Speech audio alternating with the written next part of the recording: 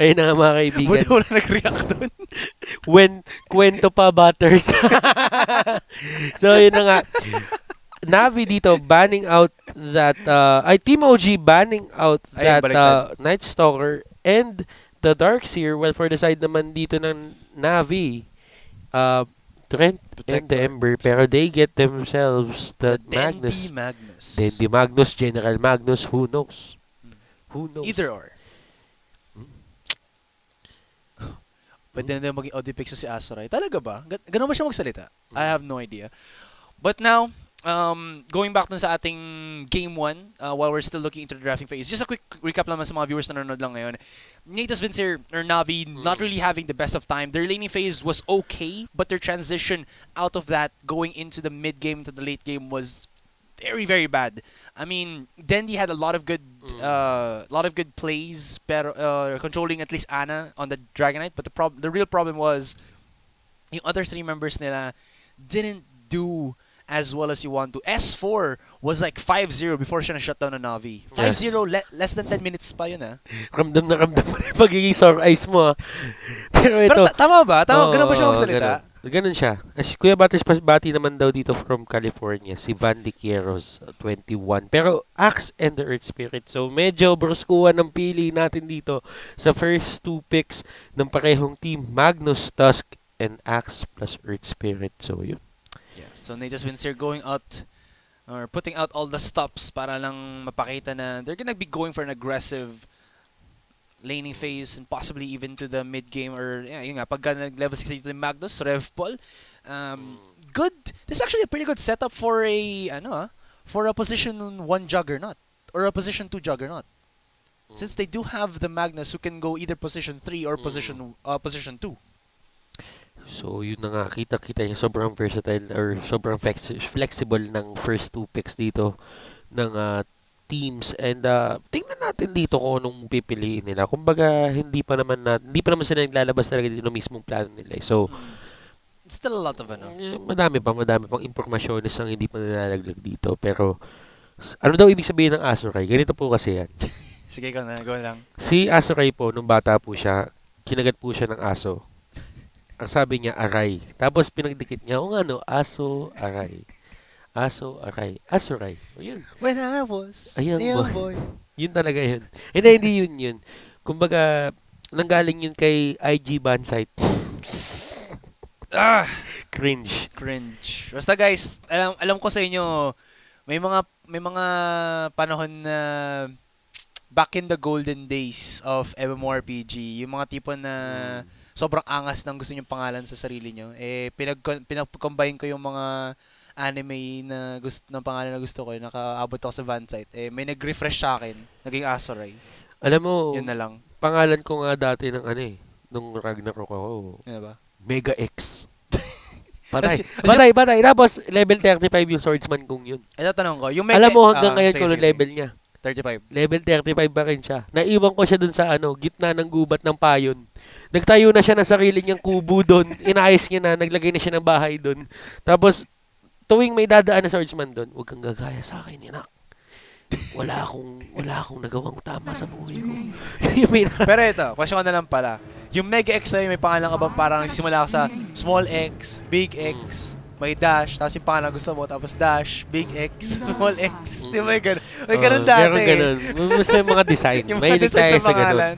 Facebook. Oh my goodness. Friendster nga dati, gusto natin may video, tapos may tumutugtog eh. Balik natin yung Friendster. Pa-testing nga. Pa-testing. Saan galing yung Butters? Kasi yun yung, kung tinignan nyo sa Wikipedia. Back in the old day. Hindi naman old day. 2014 to 2015 lang naman to. Sabihin nila yung paggawa ng Butters Doon sa Wikipedia, doon sa roster ng Asian Arena dati, naglaro po kasi ako para sa kanila. And nung oras na yon, kasi kakatapos ko lang maglaro ng South Park Stick of Truth. And dapat hindi yun yung dadaling ko pangalan dito.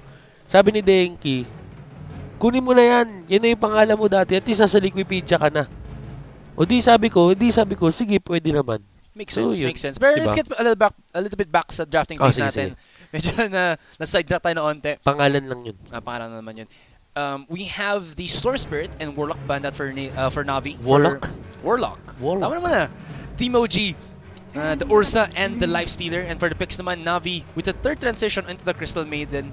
And then for Team OG, again with the Dazzle. Sobrang impactful ang Dazzle to for OG. So they might be going for a less mobile na late game carry dito. Maybe a Gyrocopter once more. Pwede din naman. Possibility. And dati mo kung kanina Brusco yung mga pinili nila. Ngayon naman, Brusco din yung pinili nilang 4th position and off lane dito. Pero they go for the lone druid and I don't think nakukuha pa sa ng Gyrocopter. Yeah, never mind. Well, pwede mag-mid yan. Pwede pa rin sila mag-Gyrocopter. Kumbaga nandun pa rin yung factor ng bear na mag-frontline and ayaw nyo naman makalmot ng bear. Kumbaga pag narod kayo nyan, usually namamatay na talaga kayo dyan eh. Pero dito, Natus, Vincere, tingnan natin kung ano pipiliin nila. Pang 4th pick nila to. And I think, kapag nilabas nila to, makikita na natin yung kanilang plano. And That's I think a lot of combos for Navi. Ayun nga, ito nga yung pinaka-problema ng Navi dito kung iisipin mo. They have a lot of startup. Yun nga, pwede kayong lumaban dito. Nagagamitin nyo yung Black Hole and yung RP. Sobrang lakas ng teamfight nyo. Pero isang teamfight lang yun. Kumbaga yung next teamfight, sabihin natin, hindi nyo mapanalo yun or may mabuhay silang 5, mag-regen yan, mag-re-engage yan. Papasok yan uli. Magpipilit yan uli. Ano ang pananagot nyo after dun? May Tuskar kayo, may Snowball kayo.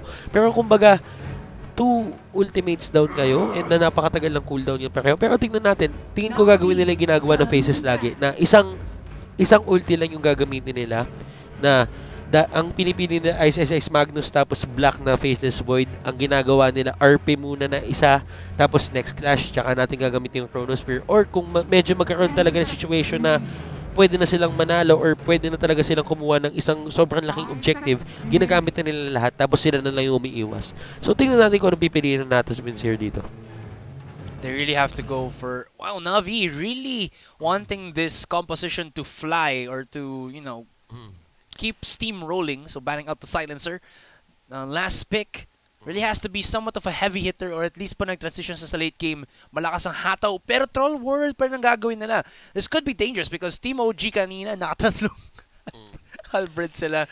So that could happen once more kasi there's not really too many targets that you want to activate that halberd on. Troll World is the only one. Pero kasi dito, this time around, hindi ganun ka hindi pwedeng mag-halberd diretso dito yung mga heroes ng OG. Kailangan nila yung onting items sila bago sila mag-halberd. I think for Lone Druid pwede niya kunin yun. Pero kumbaga, syempre, kailangan mo rin isipin yung mga ibang kunin nila. And they get the Invoker. So, ayun. May point na may disarm pa rin sila. Pero, yung Deafening Blast na yun. And alam ko, hindi lumulusot ang Deafening Blast sa spell immunity. So, pretty much really good pick for for the side of Team OG. So ayun na nga, para daw hindi niya daw nakikita yung MK sa meta. Well, wait, MK as Monkey King. Humina talaga kasi yung damage output niya plus yung basher na hindi na nag-i-stack sa Wukong's command. Saka I think tinaasan din yung mana yung mana cost niya. So, mana cost pala. So kumbaga yung potential niya dung early game sobrang bumaba and I mean, they nasa ganun eh. Even with the nerf, they still tried to use him after that a little bit, pero mas madami nang lumabas ulit na syempre mas okay. So, fall off a little bit. Sana balik naman siya kasi he's like, what, the newest hero in... Actually, he's the newest hero. Like, yung ibang heroes, puro import lang from Dota 1, di ba? Pero yun na nga. Hindi, alam ko, nagpakita na naman si Monkey King dati. Kailan? Nagkaroon parang ng side quest, secret mission siya. Tapos dun nilabas na ito yung sunod nating hero na ilalabas. Pero dahil nga dumating yung Dota 2, parang ni-stop muna nila, inantay na muna nila na lahat ng heroes, lumabas muna yung mga lahat ng remaining heroes sa Dota 1 na hindi man nalalabas sa Dota 2, ilabas muna nila. Tsaka nila ilabas yun kapag ka nakumpleto na nila listahan. So, yun, nakikita mo naman. Ano ba yun? Dami yung nag-1 ha, pero bahala kayo dyan. Kayo na bahala dyan. Chill lang kayo, guys. You guys got no chill. So, right now, Navi looking to have at least somewhat of a better composition, pero it feels like they're, in a way, they have a strict win condition na dapat hindi nila parehas gamitan ng ultimates nila. Kasi kung nagkaroon agad ng immediate team fight after the initial one na nag-activate ng ultimates, it could go very bad since well, OG has a comp that doesn't need any ultimate setup at all. So this could be a make or break for Na'Vi. It's definitely going to go into their hands if they can connect the ultimates or not. But let's go down into the rundown of our players for OG. We'll be having with Fly on the Dazzle, Ana as the Invoker, Jerax with the Storm Spirit, S4 as the Axe. Earth. Oh, teka lang. Oh, yan. Jerax is the Earth Spirit. Pinapakita mo natin. Oh, S4 with the Axe. And last but not the least, No Tail on the Lone Druid. First side naman ng Na'Vi, it's Spycat on the Troll Warlord, Dendi as the Magnus Oneko on the Tuskar, Beaver as the Crystal Maiden, and General on that Enigma. And kailangan natin medyo ma-hype dito kasi nakuha ni Jerax yung isang signature hero niya, which is the Earth Spirit. So tignan natin kung paano yung kontrolin etong Enigma at etong Magnus. Kumbaga, lahat ng malalaking teamfight ultis or teamfight ultis nga, nasa kanilang dalawa dito. Tingnan natin kung paano ko kontrolin ito ni Jerax gamit yung Boulder Smash and yung Geomagnetic Grip. Smash. So, yun, kitang-kita nyo naman, mga kaibigan. Ay, naku po. Ay, may gumawa na ng account para sa akin. Malupit. Butters PHP. So, ano ako? Isa kang code? Yes. Coding, isa kang programming language. I am a programming language. Oh my Malupit. God. I have forgotten what PHP means. I'm a very bad comp sci student for forgetting what it means. Ay, naku po. I need to check that later. Oh wow, it's what do you call this? Sun bear? Red panda? Hindi ko alam. Yung ganitong klaseng animal. I think it's a red panda. Uy, hindi. Nakuha niya ba? Ay, hindi. No. Hindi niya nakuha. He wasn't able to. Boss Asteroid plus shoutouts po. Yo, what is up? Artstyle09. How are you doing, my friend? Yung mga nakakamiss na mga players sila. Artstyle. Sila Ars Art. Hypertext preprocessor ata. Yung ba yun? Tingnan natin. I actually cannot remember for the life of me. Sa totoo lang, hindi ko na din maalala. Search mo. PHP meaning. Oh, nga no. Oh, tama. Hypertext Hypertext. preprocessor. Tama Thank you. Tama nga siya. Pero ito, S4 mga kaibigan. Sinamahan siya dito ni Fly. Kumbaga ito na naman yung ginagawa nila kanina. Pero S4 dito getting blocked by that Ice Shard. S4 dito going very low. Tignan natin kung ano mangyari. Will he survive clutch? Heal comes out from Fly. And that's gonna make him pretty alright in terms of, survivability. Mid lane wise, Dandy having a little bit of trouble handling Ana here in terms of his HP. Pero ito nahuli na naman siya. Oh no, disaster. They get the spin to win onto Soneko, but they're not gonna get the shutdown at all there. Pero si Dandy dito, medyo nabibigyan siya ng sarili niyang hero dito. Alam naman natin na si Dandy, isa siya sa mga players na gumagamit ng Invoker. Yeah, there you go, Red Panda. But I'm pretty sure there is what you call a Sun Bear na parang medyo pareha sa itsura ng Red Panda pero it's uy, naipit ba dito si Fly? Uy, pero he might actually get a kill. Ay, hindi. Tatakbo lang siya. Sakto sa heals ng Tango. Tango heals. Yun na nga. And the aggression dito coming out from Jerax pero hindi aabot. Sa Eidolons lang siya aabot. Maganda. In a way, if you think about it, OG's lineup dito isn't as aggressive as it was kanina. They don't have the stacking slows from the Firefly. They don't have, of course, yung damage then, or sorry, sticky napalm pala, and then stack and slows from the Firefly. Aside from that, yung comp din Navi is pretty safe in a way. Triple stack sa top lane, talagang bibaby nila si Pycat for the meantime, and then syempre, if it's gonna be an off-lane Enigma, kailangan mo lang naman gawin is go for the jungle creeps pag medyo harassed ka sa lane. Pero yun na nga, OG Ana dito, medyo talagang magkakaroon siya ng onting advantage dito. Yung range pa lang, advantage na yan. Plus, yung kanyang build dito na meron siyang 1 point dito for Quas and Wex. Yung exert niya dito dalawa. Sila, Jerax initiating, rolling boulder to connect as well, and si General making short work with the 3-1. 3 versus 1 in the bottom lane. So I thought it was going to actually be a pretty safe lane there for the Enigma. I was sorely mistaken. Jerax making me doubt myself as his Ember Spirit really showing its true colors. Simula pa lang. So yun nga mga kaibigan. Alright, never mind. Nakita ko yun. Lo, ano yun? Pero dito I think kasi for Navi, they need their level 6 ultis dito for Dendi. Yeah, Pati kay General. Pero yung ano din kasi dito, para sa akin kasi yung OG dito, items plus yung kanilang, yung items sila, plus yung kanilang levels din. Syempre. Pero tingnan natin kasi kailangan mauna lagi ni S4 dito. And I think for S4, it's another day in the office, kumbaga. One of the best playmakers. Pero ayun na nga, Fly dito, wala pa siyang grave. Hindi niya pa nakukuha yung level 2 niya, kaya hindi pa talaga nila mabully to dito. It should be fine now. Pagkabalik ni Esper sa top lane, level 2 na at least si Fly, so he'll be getting that shallow grave. So S4 would feel a bit more secure sa top lane. I mean, he is being killed quite often, but at the same time, it shouldn't matter that much as long as he can get his dagger somewhat in time. 15 minutes, 17 minute mark possibly. Pero ito na kitang-kita nyo. Midas ang kunin ito ng Invoker.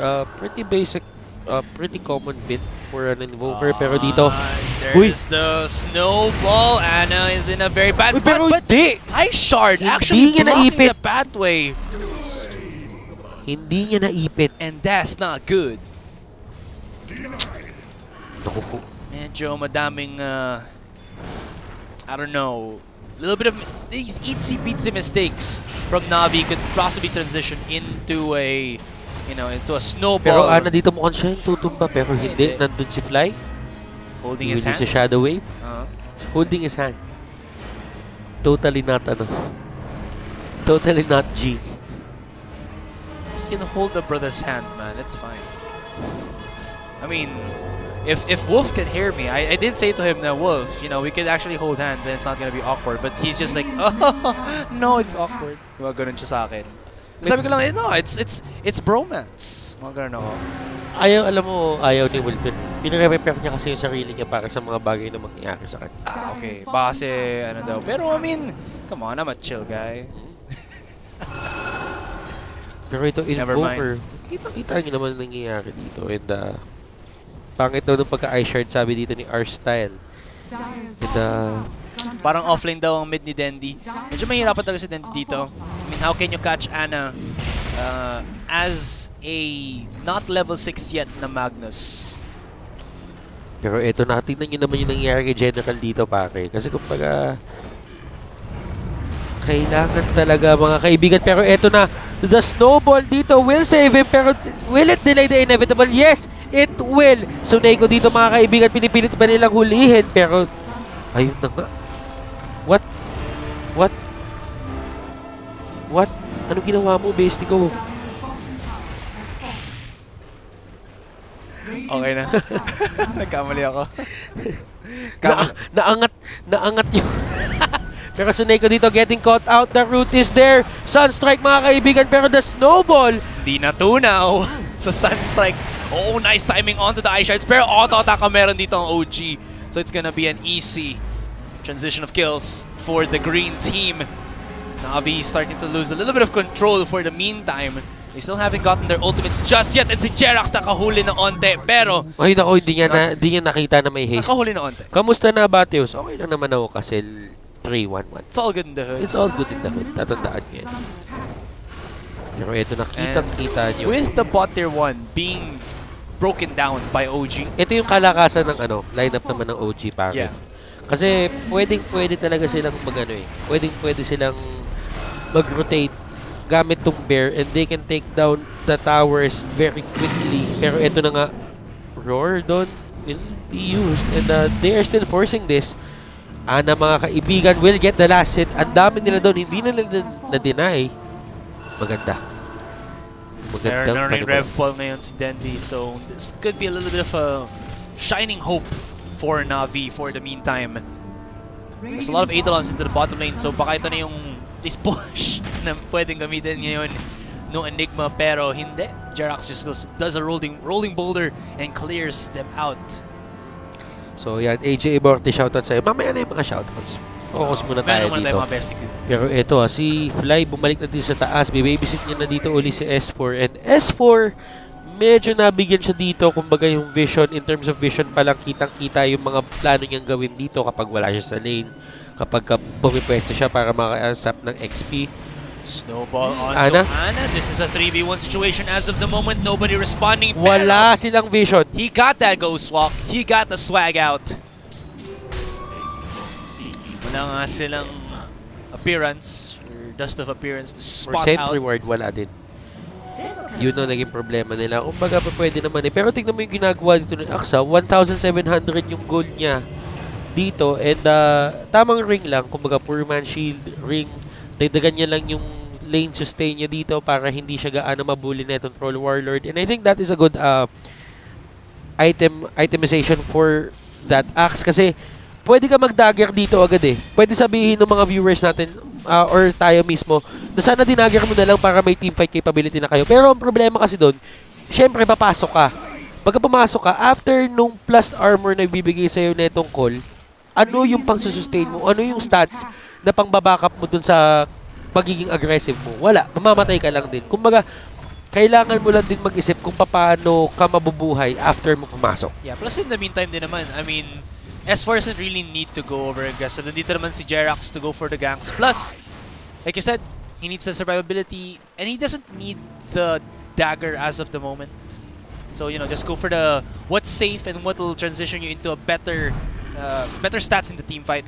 No Tail very aggressive into the bottom lane.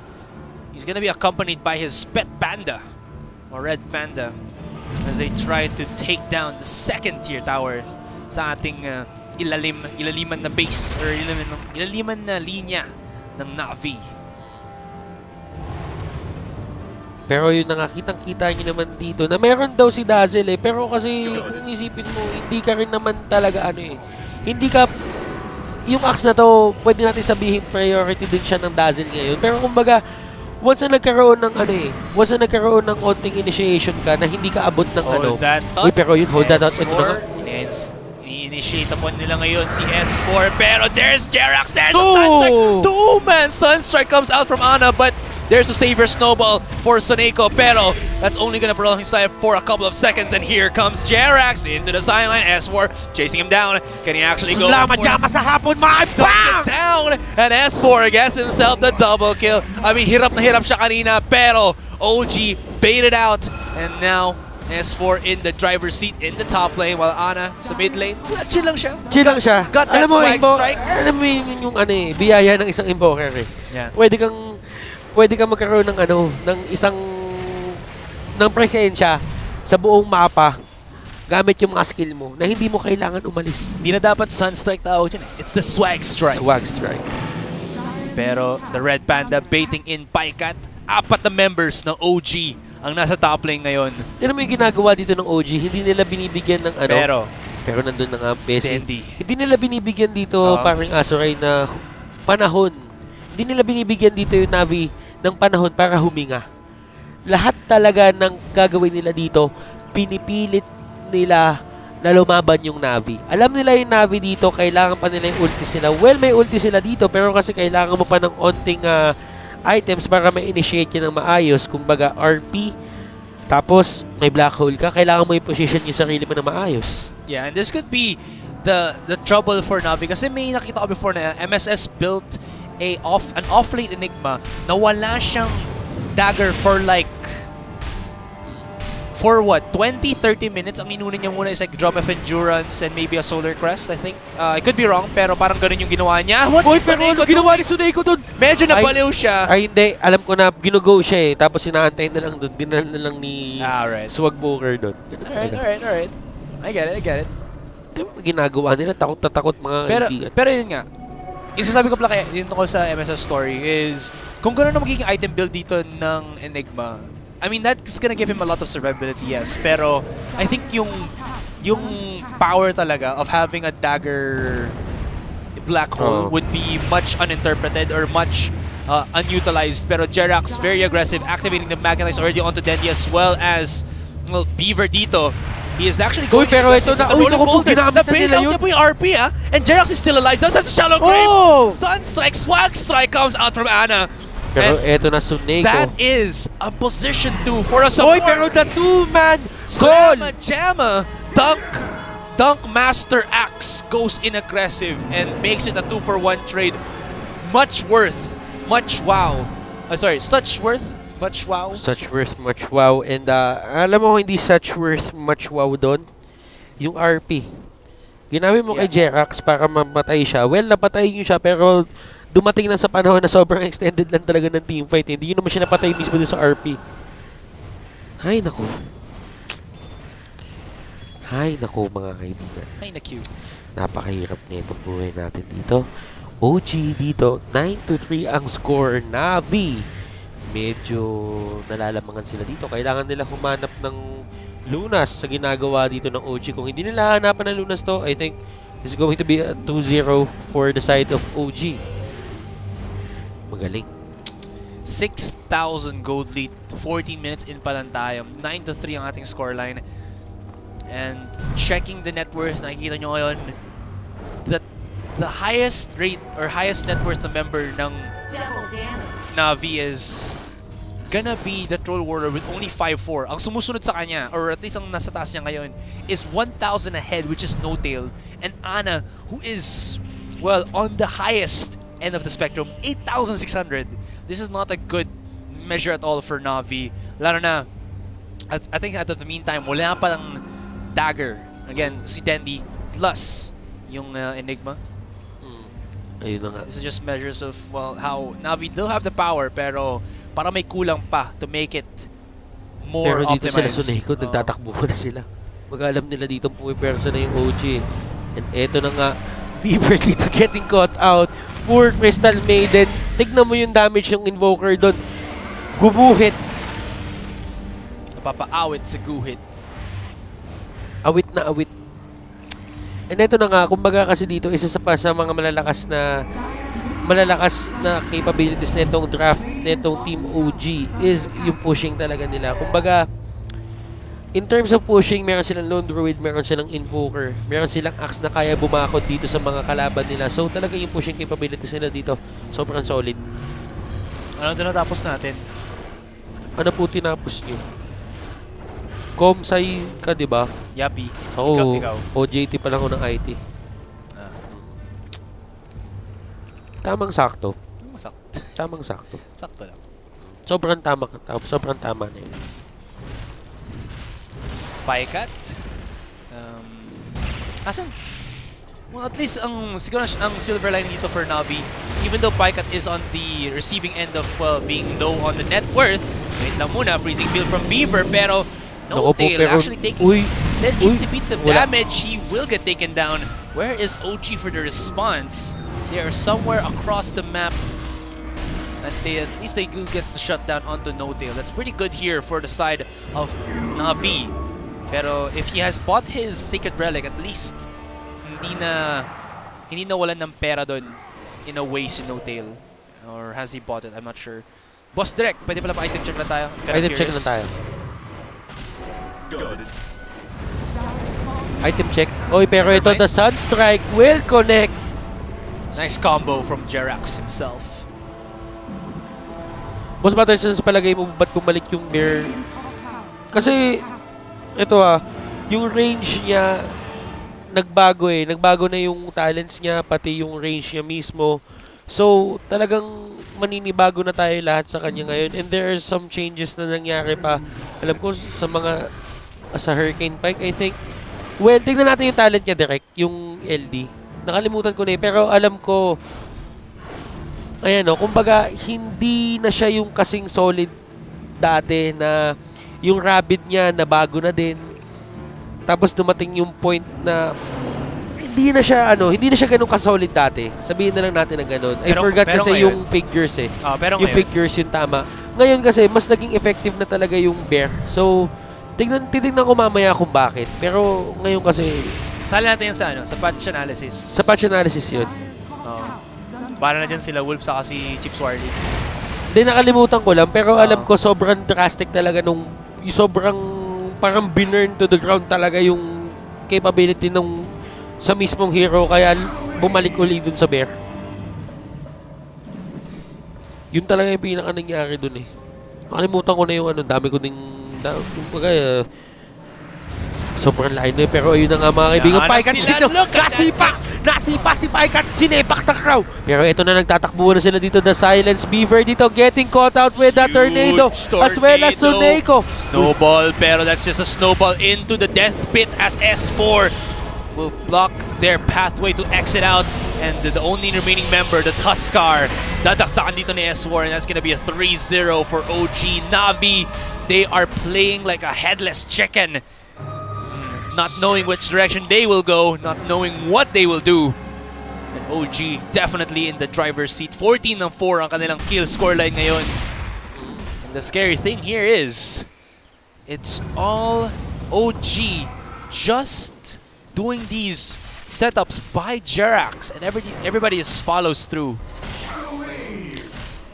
And so, yun na nga, kumbaga, yun nga nakita ko na, nagbago yung na-nerf yung kanyang talent range, yung plus 200 kanina bumaba, yung plus 200 dati bumaba, tapos yung plus 65 damage din ata natanggal or humina.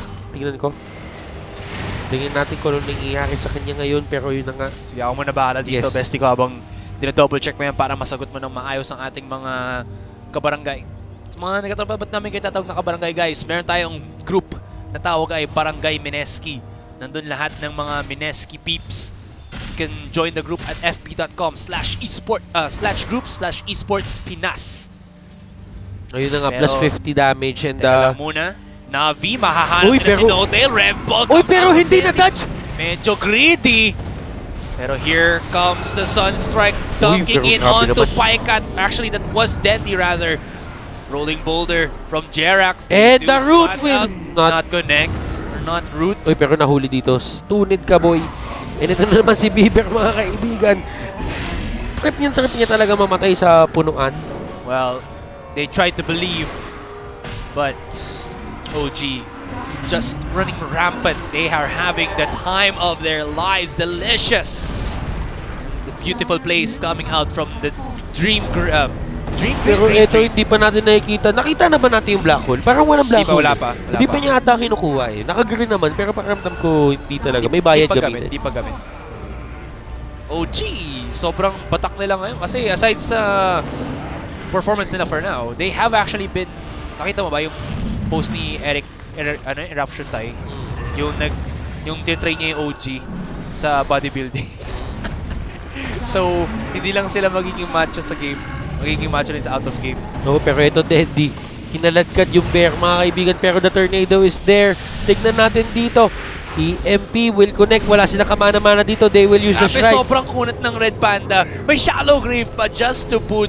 So, they are having no luck at all on killing this panda. He will not be an endangered species. He will be able to escape and procreate and make little cute red pandas. I don't know where I'm going with this, but yeah.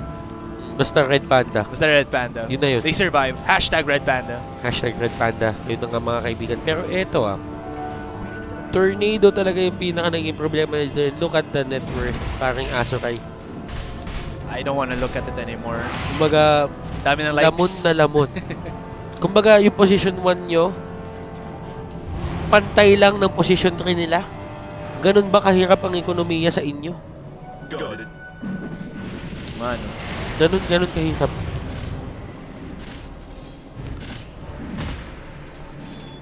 Grabe naman. Ako napapalit kay Dendy. Tinatapos niya lang yung kontrata niya hanggang TI7. Maganda. Try mo. Pero ito, S4 catching that walrus. Di pa kailangan ni S4 magkalit. Pero ito na, Dendy trying to run away, but OG hot their heels. Sa baba. Oh, Beaver. Nagpakita siya ng onti doon. doon. Namagdita si General, hindi siya makapasok. Yung kulot, paano ka lalaban sa ganyan? Pero ito na. Mid barracks still open here for Navi. It's not like, rather, it's still open for OG. Hindi pa na-breakdown ito ng Navi. And OG, can just see na paunti-unti silang Kaya pala hindi rin talaga makaikot to sa Enigma. Kumbaga kumuha ka ng Midas mo as a first item sa ganitong lamang. Sa ganitong lamang ng kalaban sa inyo. I think he would have gotten for more, parang naisip ko sana may ganun na siya Drums, Solar Crest. Yun nga yung sasabi ko Yun yung pwede yung kunin eh. Kumbaga Midas, sige, meron kang form acceleration pero XP acceleration. Well, kung hindi mo naman may pwesto yung sarili mo or hindi ka naman magiging solid talaga na pwede kang humarap talaga sa kanila, tutumba ka lang. Maybe he thought na mas matagal pa na yung laban na to for Navi, but they don't have the cup to actually prolong the fight. Here we are, S4. Naku, Dendi! Dumakdak ka pa sa swag strike ni Ana. That's not good. And then they actually going with the TP. Will they be able to cancel it? Not gonna happen, but still, Dendi. Pero si Notail dito, long hair, no care. Nandito siya sa harapan. He will take down this Rax. At eto na. Uy, naku po, pumasok pa, na-fear pa siya dito. At wala na silang RP. Meron pa silang Black Hole. Ito na ata mga kaibigan, magagamit na for the first time in this game. The Black Hole. Uy. Can they actually have that opening to use the Black Hole? Basag na ang Millibrax sa mid lane. And that's gonna prompt OG to Mamba out. They're happy with that one. Akala ko, going for the Lone Druid, you're really looking to push this into the late game. Pero OG have found that formula, as of this game, na kahit man hindi pa ito matagal, they're accelerating all of their items for the meantime. First Roshan of the game. And I don't think Navi can go for this, going contest this. Medyo nakakatakot. And since wala silang BKB, napakatindi ng shred potential dito or ng disengage potential or delay potential na meron si Ana. Pumasok sila, may Deafening Blast siya as well as Tornado. And now, Roshan should be going to the hands of Notail. Halberd na naman ang binuo dito. So yung troll na naman mga kaibigan. Tinutukan na naman. Hi, Nakyu. Sino una nakapag-Halberd? Siya, no? Si Jerax. Oh, no. Nakapag-Halberd pa si Jerax. Ganun kataba yung mga supports nila dito. Kumbaga, ganun ka-successful dito. Ay, nako. Mahirap na to for the side of Navi. Pero tignan natin, meron pa rin naman silang Black Hole, meron pa rin silang RP. Radiance for Notail. That is painful. Pero yung kanina pa yan, parang Azurai. Pero ito yung Blade Mail yung nakakatuwa. Oh, they're actually connected onto the Enigma. Ito may Black Hole daw ito eh. Napag-snowball nga sila dun to save him. Uy, ang ganda naman na timing dun! Jerax! My goodness with the place!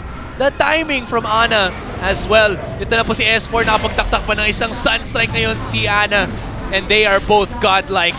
This is not good. They're forcing the buybacks from Navi. May buyback din ngayon ng Enigma. But the damage is being done.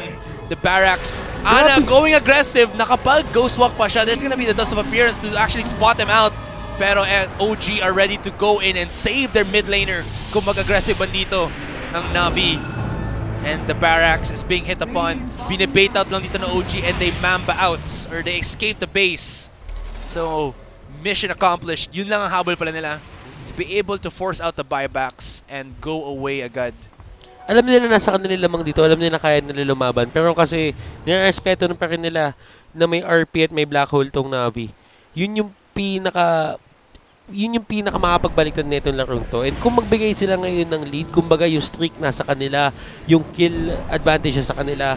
And I think yung kill streaks dito, merong streak halos lahat sila dito ngayon. So kung mabibigay nila yan, yung gold advantage na yung gold swing na matatamasa nitong Navi kapag nagkaroon ng ganung instance nga sobrang taas. Pero ayun mga kaibigan, so Neko dito, anong ginagawa niya doon? I think they went for a dust or for a smoke play. Pero it went horribly wrong and it's going even more terrible here for Navi as they get the catch up onto Dendi. Binagsakan pa yung Eidolons ng meatball dito ni Ana. Easy farm, easy life. And that could actually prompt OG to go even more into the mid lane. Pero, okay, Dendi's gonna go for buyback. Ana into the bottom lane will break down the tower. And wala nang tier 2 na up ngayon sa Navi. And here we go. OG's gonna be rotating back to the top lane, finish off the barracks there, and maybe end the fight. End the misery of Navi. Naka pa ngayon si wala nang mana si Paikat dito na gamit shrine. Ay, naku po.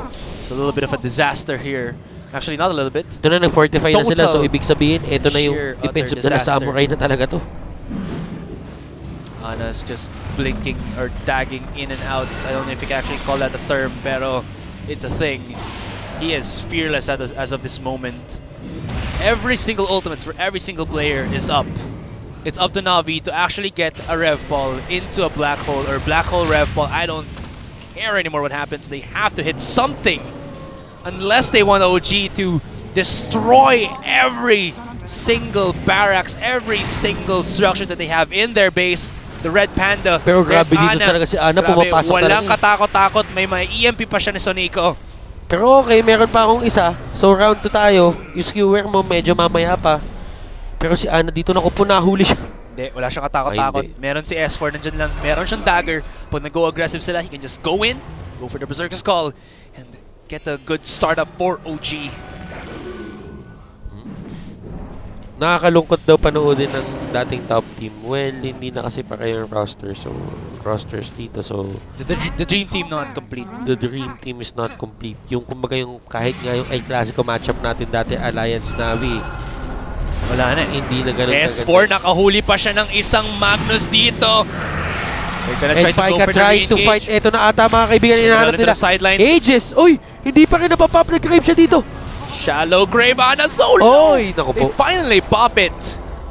Mary Poppins. And babalik na sila sa fight. They use the ultimate of Tuskar as well as the Troll Warlord. And OG, they're really pushing this into a later stage. Ayaw nila maging aggressive. They know they have the advantage, for sure. I mean, they don't know that they have the 27,000 gold lead, but they should feel it already. And they're playing this as slow as... I don't know. Ano bang mabaga sa atin? Internet speed. Internet speed. Oo. They're playing this as slow as PLDC. Yung pag-aayos ng ano. Oo. Ang pagsagot sa'yo ng customer service ng PLDT. Totoo. Ganun kabagal ngayon ang OG sa pagtapos ng laban na to. Alam nyo, nasa tama lang naman din. Kung baga ang isipin nyo, Navi, kakabalik na nila, fan vote lang to. So, they didn't punch their ticket into this tournament. Kumbaga, binigay sa kanila ng tao to. And I think talagang fan favorites talaga kasi sila. So, hindi naman natin madideny yun. Pero kasi, dito mo malalaman kung gaano talaga nag-fall off yung Navi. Well, OG pa rin naman to eh.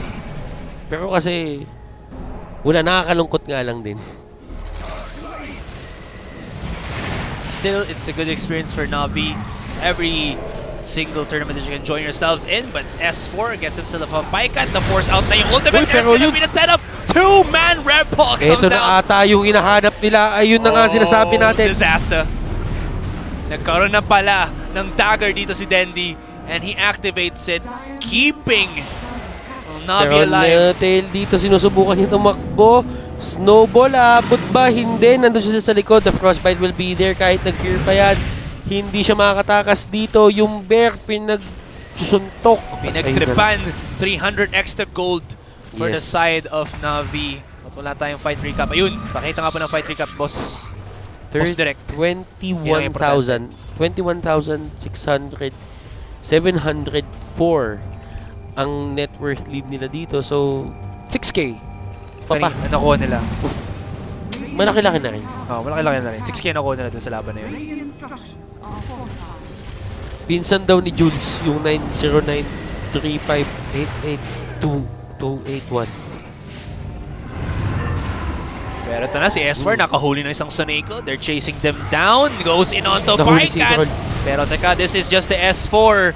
Kaso wala ng RP, paano yan? Oh, black hole dito sa dalawa. Black hole sa dalawa, indeed. Shallow grave dito kay S4. They also give him some invisibility. Makakatakas ba siya? Hindi. Bakit nila pinipilit lumaban? Hindi naman sila kompleto. Wala yung invoker nila dito. Wala ding Roshan para kunin doon ang OG. So this is Navi getting back some momentum for the meantime, using all of their team fight ultimates just to go for the wins. Pero Ana into the sideline, spot out Sonico, pero that's just going to be the support. Just the one collateral here for the side of Navi, pero Navi gonna be pretty happy on that end. Pero Ana, grabe, sobrang laki ng bullseye na nasa likod ngayon, then hinahabol siya ng opposing mid laner niya. Walang pakialam nga si Ana kahit mapatay ang kanilang extra members.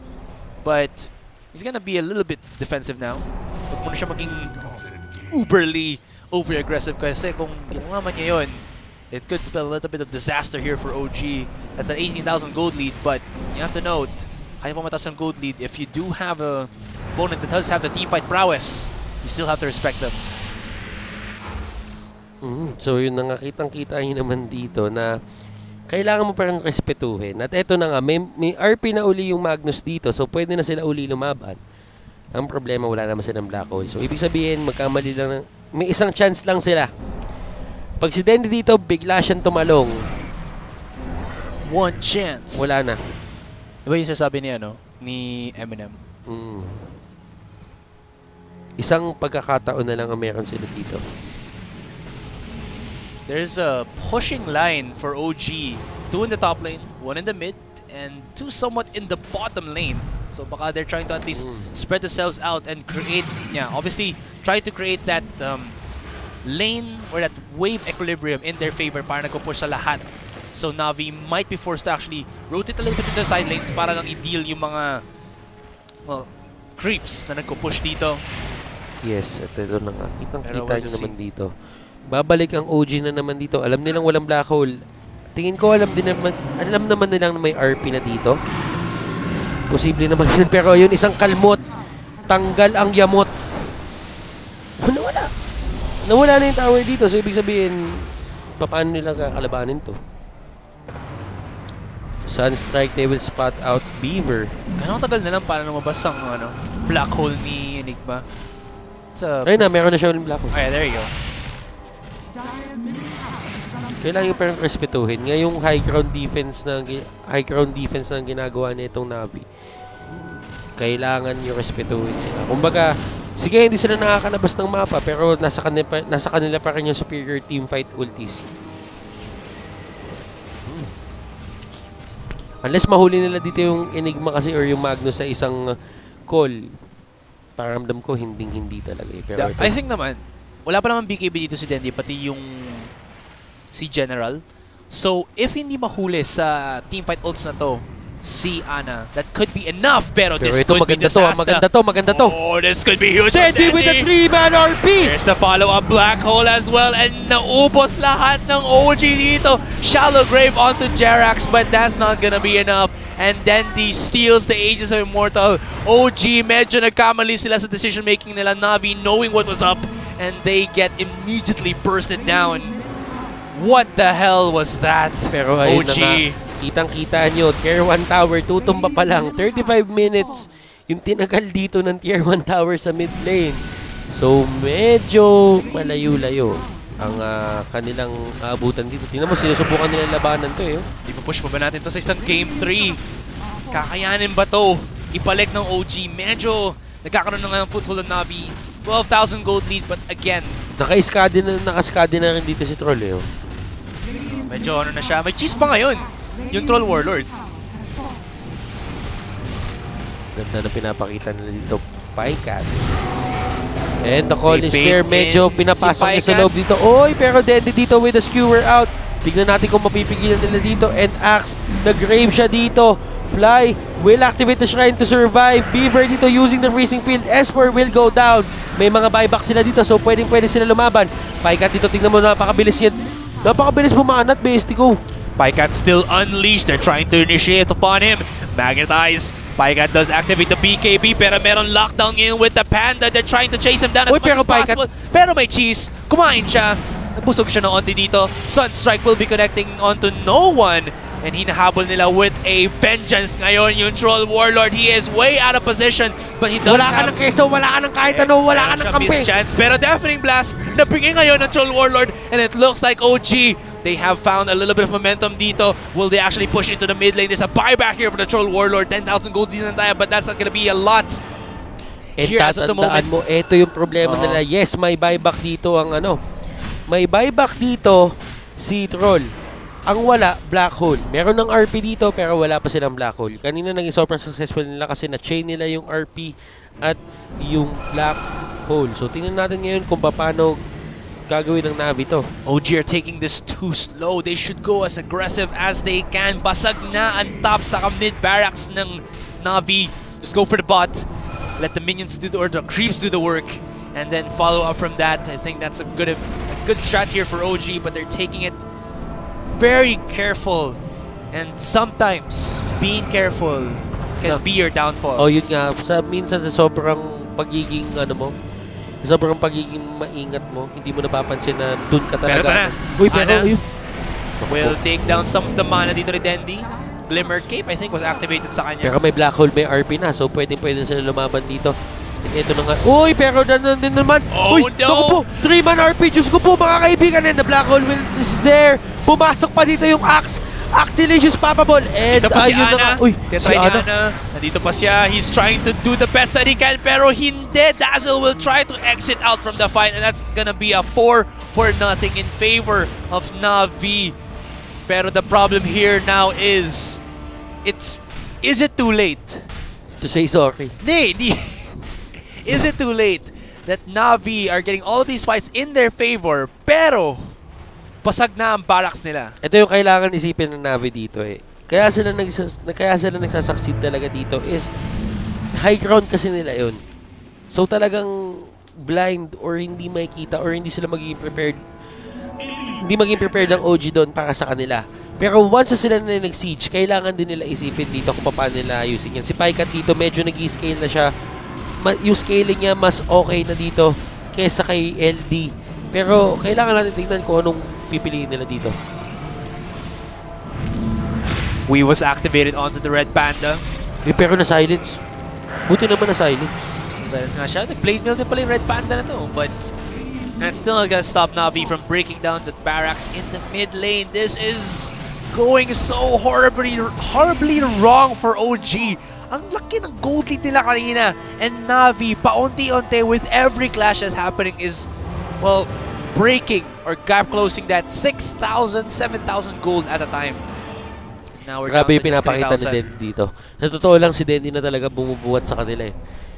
Hindi naman, kaya lang naman nagkaroon ng maganda ding Black Hole kasi ang ganda ng mga RP dito ni Dendy.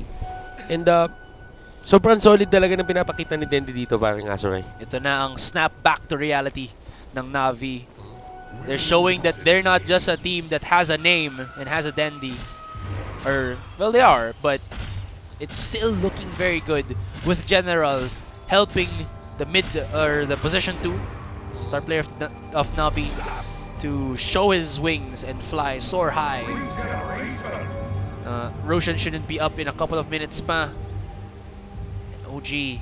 Tama dito yung sinabi ni MJ, Antonio MJ, na isang maling RP lang nila dito, magkakaroon ng problema tong Na'Vi. Kasi, hindi naman talaga yung Black Hole yung nakakahuli. Yung RP talaga eh. Kumbaga yung Black Hole, kayang-kaya nilang sagutan yan eh. Isang pagkakatalong lang, GG na. Tama naman sila dito. Pero tingnan natin, baka hindi sila tumalong. Baka tumalong sila. Well, baka tumalong sila, baka hindi. That's just like, you know, the question talaga now for Na'Vi. But all we have to do is keep onto our seats and watch. Kasi Dendi has been starting to show his, like I said, his fangs, his wings, whatever you want to call it. He's showing his prowess as a true legend. And he's saying na hindi pa ako laos, bestie ko.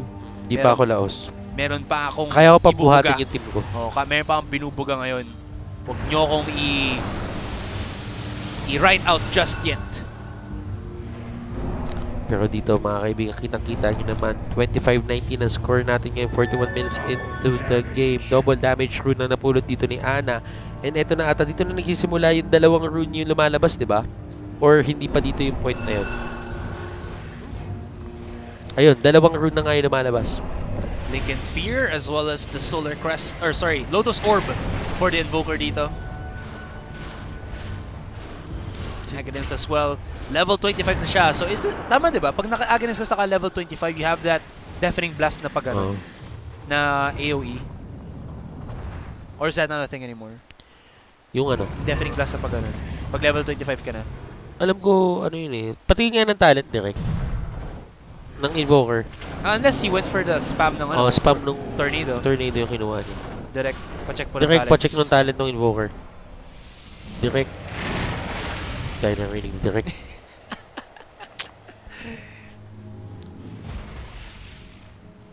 Ay, naku. Medyo tumatagal pa ang laro natin ngayon. Kumbaga, ayaw pa talaga magpatalo dito ng ano ng Navi. Hindi talaga sila yung tipong bumibitaw agad-agad eh. Alam nila nasa kanila pa yung team fight dito. And with all of this waiting na namalabas ngayon sa OG, Navi once more back with the black hole RP black hole combo. Tapos empower pa, lalagay mo sa troll. Sobrang bilis pumalo yung bash niya. Isipin mo pag minabash siya, kakalat din yung damage niya.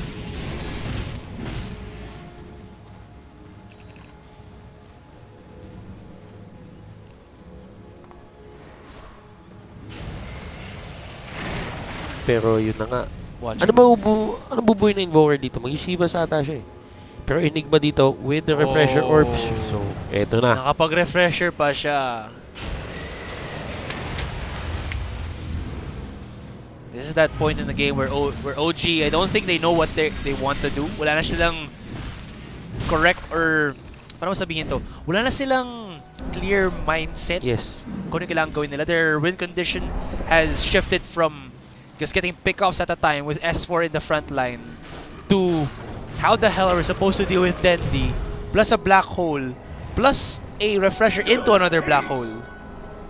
That's a very difficult answer. Pero tingin ko, yun na yung sinasagot dito ni Yun na yung sinasagot dito ni Notail. Kukuha na siya ng Aghanim Scepter niya para hindi na siya ganun kalapit or hindi niya na kailangan lumapit unti-unti dito. Lumapit talaga dun sa bear para makapalo. Kahit iwan niya na lang yung bear doon, kahit sobrang layo niya, magsamon siya na isang bear. Tapos, subukan yung gantin yung iba. Then he was able to buy a refresher orb onto himself. So double rev pull na naman to. So double rev pull pa ito. So apat na sila dito. May apat na sila. Be it apat. Ay di, dalawang RP ang kailangan nila pagdaanan dito para mapigilan. Boss Direct, patingin nga po ng talents nung Invoker. Oh no. Boss Direct, don't hear us. Hindi nila tayo pinakikinggan. Kumakain na sila. Boss Direct! Pero ito, this is actually the opening for OG at the moment. Navi, alam nila kung ano nangyari and they're going in for the Roshan. Maybe they're gonna go for the counter. The problem is that Roshan is going pretty quickly down. Ang ganda na ginawa dito ng OG. Alam nila yung timing ng Roshan. So ang ginawa nila dito is shinove nila lahat ng lanes para magkaroon ng problema tong Navi. And pagka nagkaroon na sila ng problema dito, nagpo-push back na sila or naghiwa-hiwalay sila, pipilitin nila yung Roshan para hindi na sila makalapit talaga totally. And with the Aghanims being built already for the LD, this Red Panda or the Spirit Bear gonna be able to go by himself. Oh, this could be it. They're trying to chase him down, but the silence will be activated onto the General. It's the knock-up. Are they gonna engage upon the Enigma? Uy, nakapag-BKB siya. Alright, they baited it out. That's gonna be good for OG for the meantime. They're gonna be at least able to reset the fight and maybe get the pick off. Ana's really looking for a target right here, pero the problem is there could be a appearance or a reveal sa kanya, so he has to be very careful. Red Panda Spirit Bear into the sidelines. Gonna be trying to push the lanes, forcing Navi to split up. Pero Navi are not gonna budge at all kasi ang alam lang nila, isang barracks na lang natitira. All they have to do is barracks and then throne, barracks, throne. Kung lumabas ang OG, rock na ito. Yun na nga. At tingnan mo naman kung paano ginagalaw dito ni Notail yung kanyang bear. Iniiwan niya kung saan sa ang posisyon. Para na tong hero kasi na may sariling utak na rin na pwede na siya pumalo kung saan-saan at kaya mag-show ng links dito. Tingnan mo naman yung bear niya bumibili dun sa pace ng kalaban. Tapos tingnan mo pumupush dito. Pumupush siya throne mismo. Kinakalmot yung throne. Wala pa kailam sila paikat dito eh. O, sige, pinapalo ko yung throne nyo. Pero hiwa-hiwalay na kayo dito. Uy, pero yun ah. Ako po. Ayun na nga. Still, the bear trying the best. Uy, Beaver dito. Kamunti ka na si Beaver. Nakabasag siya na isang tore. Bottom lane wise naman. OG still in the vicinity pero hindi naman sila mag-over-aggressive. That's gonna be at least OG with the bear or the bear skill on cooldown for LD as of the moment. Or for Notail as of the moment. So kailangan nila maging a little bit careful. Ana does have the Aegis if Immortal. And then Notail does have the cheese. Pero like we said, pero Sunstrike will hit. Hindi tutumba dito si Beaver. Malakas pa rin yung damage. Malakas pa rin. At ayun na nga, kitang-kita mo naman. Sinasabi ko na lang nila dito, kung hindi namin kayo kaya sa bruskuhan, edi isa pa ano lang tayo. Sa mechanics na lang tayo. Tingnan natin kung paano kayo lalaban na binibigyan namin kayo ng problema from all sides of the map. Yun na talaga yun dito. From all sides of your, sa mga pasukan ng mga base nyo. So ito pala yung investment ng OG na at least nabasag nila yung barracks. Wala nga yung, para sabihin to, safety line ngayon ng Navi. They're playing on the edge. Literally the edge. Kasi alam ng Navi dito na ito na lang talaga yung pinaka-last, nila eh. Yung pinaka-way nila para mag-defend. Ito na lang yung pinaka-narrow na space na pwede sila mag-defend at makahuli sila dito ng magandang mga RP, magandang mga black hole. Kasi kapag once na nabasag na tong dalawang racks na to, dito na yung siege sa tier 4 na eh. So, ibig sabihin, pag nasa tier 4 na, pwede sila magkalat-kalat dyan. So, yun na talaga yung pinaka-ano. Oo. Feel ko na lang inintay din ng OG dito, yung cooldown ng bear. Pag nun, papasok sila after siguro nun. Kasi they still have good enough, or rather, they still have the cheese, they still have the Aegis. So, once all of those things come together, OG is gonna go in for the kill. They can't keep prolonging this match. Almost full items na rin nata ang Navi ngayon. Pero yung si Beaver dito, naku po, nabigyan. Si Beaver, may buyback naman siya, it's fine. Pero ito, kanina pa nila ginaganito si Paikat. Bale, inubusan nila ng mana. Kanina may shrine eh. Pero ngayon, tingin ko pipilitin pa nila ubusin yung mana para umuwi yan eh.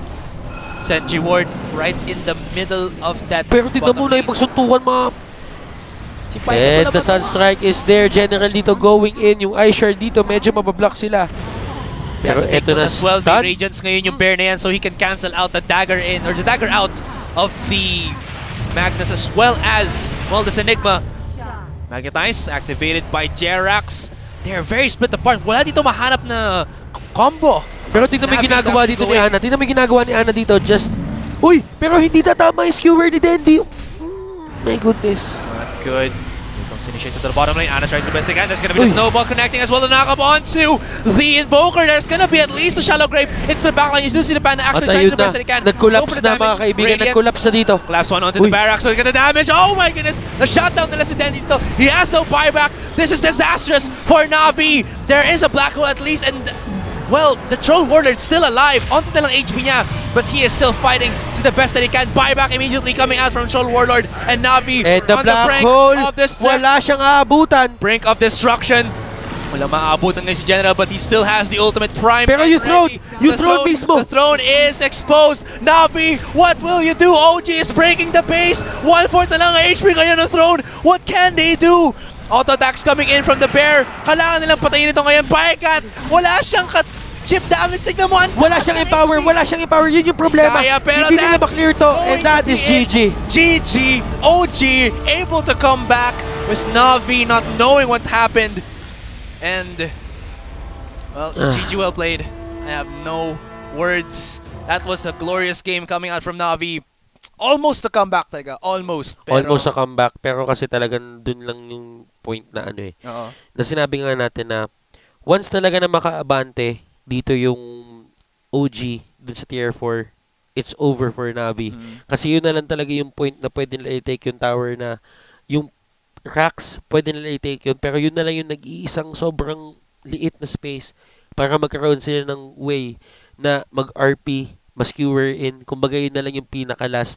Yeah. Last line. Ano ba yun? Ano tawag nun?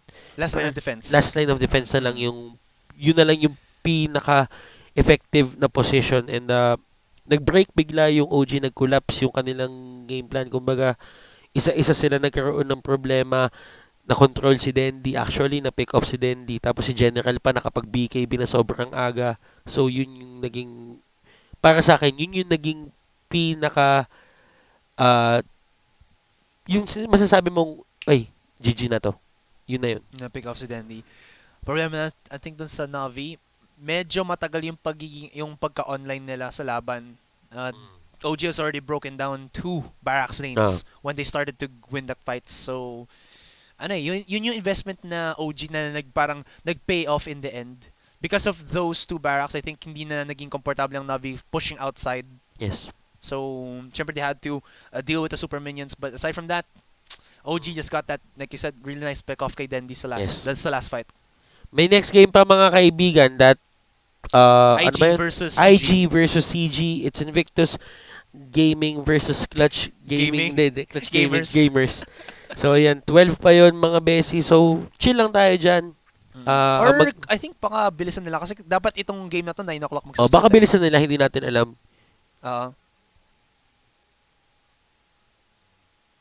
So, ayun mga kaibigan.